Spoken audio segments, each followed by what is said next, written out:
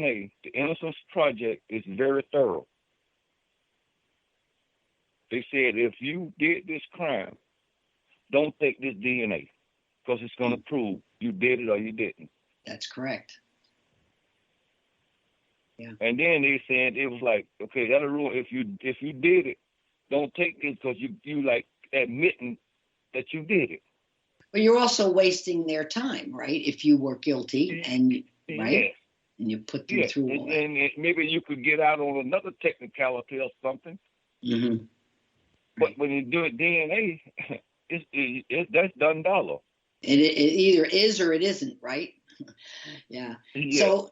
So after you filled out all the initial paperwork so that they could look deeper into your case, what happened after that? Did somebody from the Innocence Project come to see you at the prison in Daytona?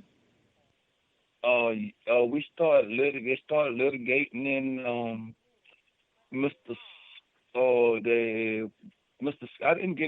I got in contact with the lawyers and they came and they started talking with me, Melissa Montel. Mm-hmm. Right. I see. All and right. Seth Miller. Yeah. Now she was a lawyer with the project. She's no longer with the Innocence Project of Florida. We have another woman who has replaced her, another female lawyer. But Seth Miller is the director and the other lawyer in the project. We only have the two lawyers working on 36 cases at the same time.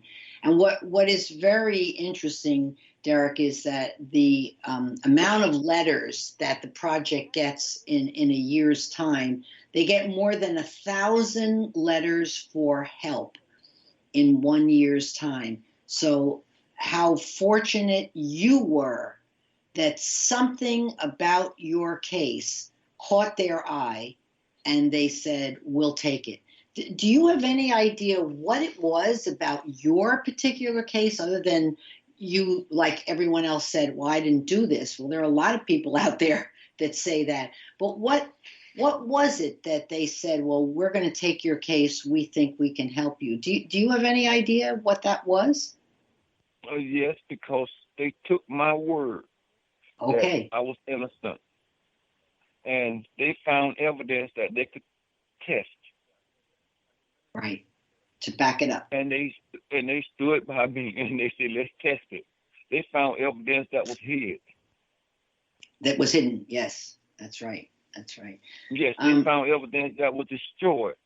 Things that could have further exonerated me. That's right. Now, in the program before this one, I went over your case very, very carefully in detail, explaining exactly what happened with that evidence and how across the country there are different regulations as to how to keep evidence so that it's preserved, and also how long to keep evidence. Some states throw it out after not very much time. And in your case, as my listeners know, it was not preserved properly. It had gotten moldy and lots of it was tossed out. So there was a minimum of evidence that was helpful to your case. You were very fortunate that there was something still there since they threw out so much. So your experiences with the Innocence Project of Florida, can you tell us a little bit about what that was like in terms of how they kind of walked with you through the time, even before you were exonerated, and then during the time where they were trying to get your case overturned? What were your experiences like with the people at the Innocence Project of Florida? The Innocence Project was behind me 100%, and they was lovable, kind. I mean, there was words can't even explain. But one thing they did tell me, yeah, is that we can't promise nothing. Wow. That's that. And how did you feel about that? Here they were right behind you, but at the same time saying, well, we can't give you 100% guarantee that we can overturn your case. How did you feel about that? when they Well, said that? it wasn't them. It was that they was telling me about the judicial system, what Right. it can do. It That's can right. appeal your sentence and hold you in longer and all of this stuff. Right. That's Well, what they was preparing me for. sure. And Understood. at the end, it did happen. That's right. You were very, very fortunate. Now, They appealed I was the first exoneree that the state of Florida appealed. oh, interesting. I didn't know that. Wow. Now, what I wanted, we have only about 5 minutes left to chat with each other, but I wanted you to tell our listeners what has it been like for you since you got out, and I wanted you to tell the people about the great job that you have, and that you've been so fortunate to have a job, which not every exoneree is able to get. So, what are you doing these days with your work? Okay, I'm gonna start by saying this right here. Every exoneree, and I must say this, don't get compensated That's right. because even though you were wrongfully convicted, they have this clean air, this clean bill that if you Clean had a hands. power, That's clean right. hand bill. That's Okay, right. but I was mad at the time because I knew I was done unjust, and why can't these people not take care of me and my family for all the years that they did me? All the money that the people in my family put in there to help me out and all of this stuff. But guess what? I came out and made something of myself. That's right. You I put did. that bitterness, I put the bitterness beside me Good for you. and said, I gotta go.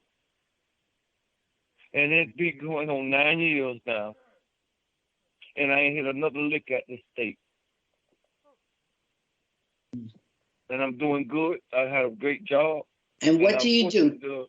Tell us what you do, Derrick. And what's your job? I work for Honeycomb Company of America. I'm a transport driver.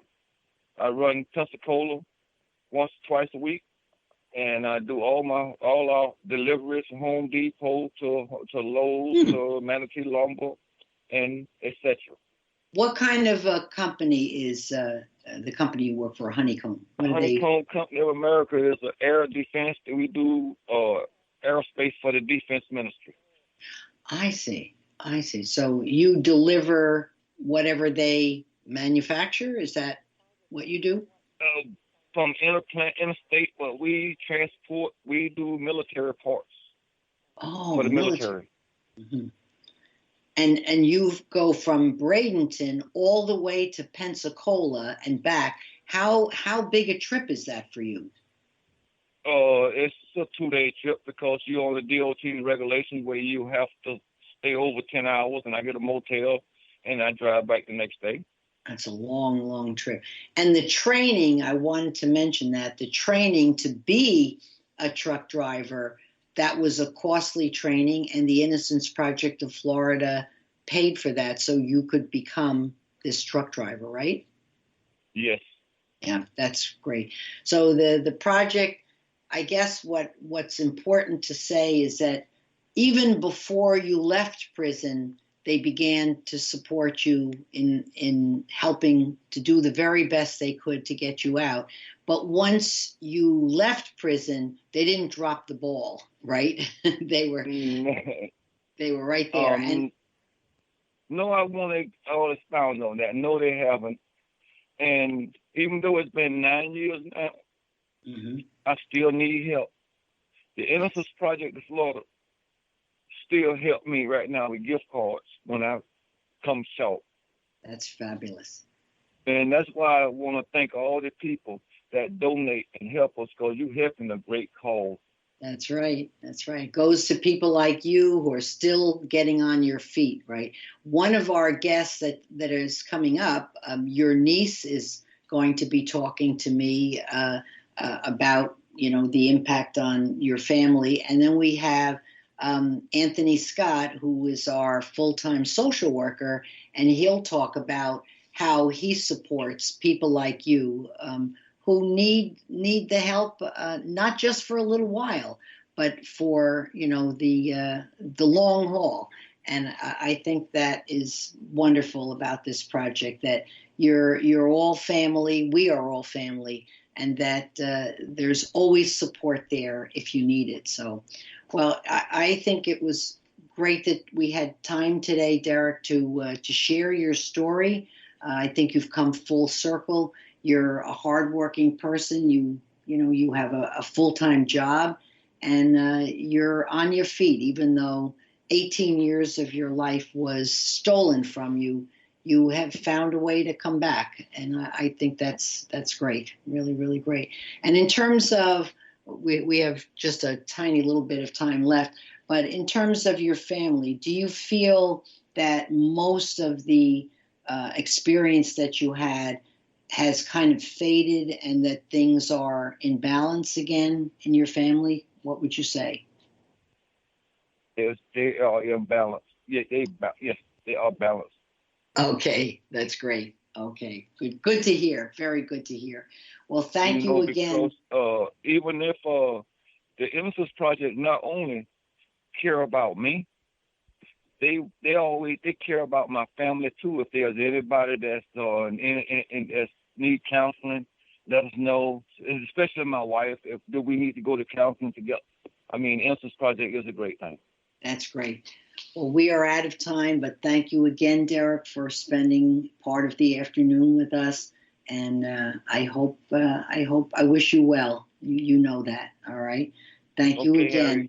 Thank you. Okay, and what I always promised you, whatever I can do to help, you can count on me, as long as I got breath in my body. Oh, thank you so much. And thank you, people who are listening today to Pursuing Justice.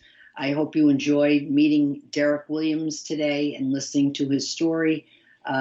Do write us at pursuing.justice5@gmail.com if you have any thoughts, and hope to see you next time. Thank you.